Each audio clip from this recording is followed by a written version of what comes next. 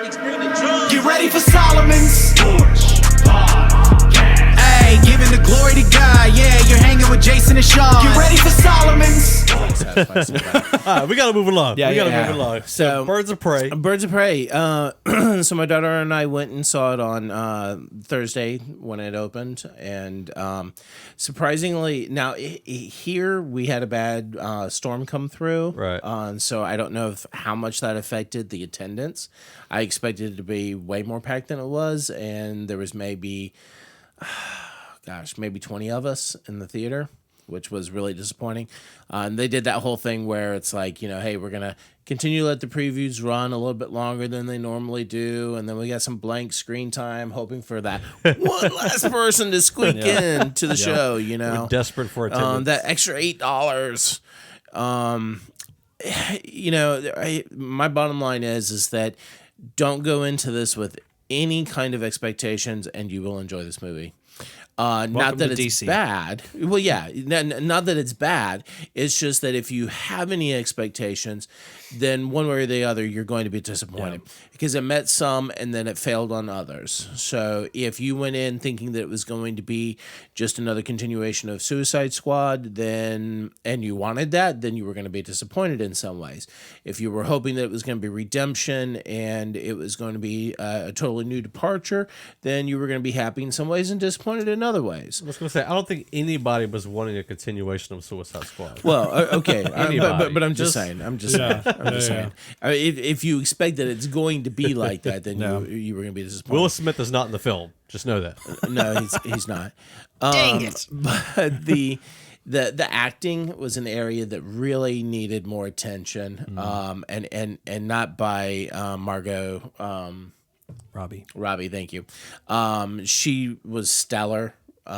Some of the writing and dialogue was really super weak, way too obvious. And that was probably one of my bigger complaints between that and the acting. The rest of everything else, whether you wanted to say costuming or any of the other choreography and fight scenes, I thought all that stuff was fine. I thought it was great. I enjoyed all that. There was fine or great? Well, yes. Acceptable? No, yes. There were some fight scenes. Fine and great's two different things. There were some fight scenes that were really great, and then I would say like one of the last fight scenes was really kind of weak. Gotcha. They're in this sort of fun house, and it was almost comical in a way. It felt like the 1960s Batman TV show almost. So like I halfway expected Bam and Pow to start flashing up on the screen. Might have made it better. I think Batman fans would appreciate it. Oh yeah, but the storytelling, the way that it was done kind of like a Deadpool movie. Right. So that I mean, I'm fine with. Some people it turns them off. But it was done in that vein. So, the flashbacks back and forth can be kind of tedious sometimes, but it's just the style of the movie. So, and I'm okay with that. I was a little surprised that on opening weekend, it made about 33 million domestically, but 81 million globally. Yeah. They budgeted 84.5 million. So, I don't know. I had them. I guessed maybe somewhere around 50 they would have made. Yeah, that's what I was thinking. Domestic, yeah. I thought they would make more too. I read an article though where, they changed the name. Yeah, it's no longer the fantabulous redemption of. It's not Birds of Prey. It's Harley Quinn. It's Harley Quinn, Birds of Prey, and a lot of or at least the article I read, they were speculating that people weren't seeing it because the name was too long, and that's why they changed it. Wow. Because the opening weekend kind of flopped because nobody knew what movie they were going to see. Everyone knew it as Harley Quinn. Right? Yeah. Or Birds of Prey. So why do we have the fantabulous emancipation of blah, blah, blah, blah, blah? Just make it Harley Quinn, Birds of Prey. And they actually did and are apparently doing better now. Warner Brothers estimated about 45 million. So they were short by a lot. Yeah, $12 million. No, it's nothing big. $12 million. Nothing. Yeah.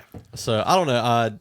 My niece wants to go see it. And I'm like, do I want to go see it with her or do I want to let her go with somebody else?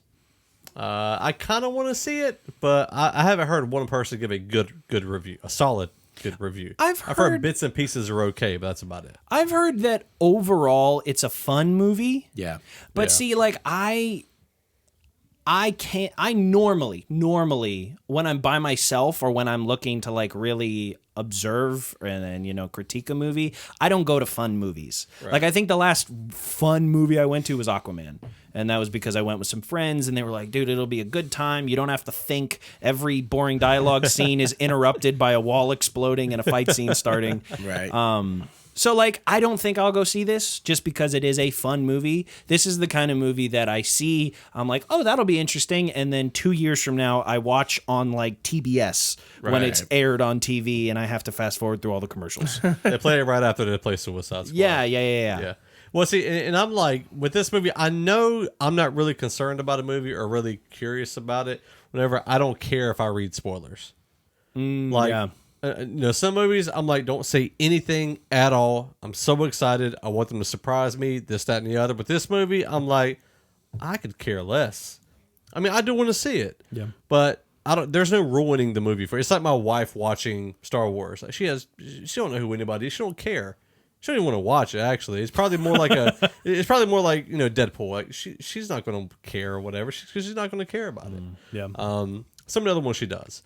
But so anyway, and then also heard that this is rated R. Now, what was the rated R? Is that more language? I would have to say so. I mean, scantily clad at times, yeah, but it's 2020. That means nothing. Yeah, yeah. Let's be honest. Honestly, that's church attendance. It felt like CW. So yeah. Okay. So let me ask you this: so was women it making out? Actually, no. Yeah. Oh, so wow. it was better than CW. Okay. So was it cinema worthy? Or was it like straight from the CW that went through like a nice editing studio? No, definitely far better because the fight scenes were done by the same people that did some John Wick stuff. Oh, okay, cool. So you definitely had some.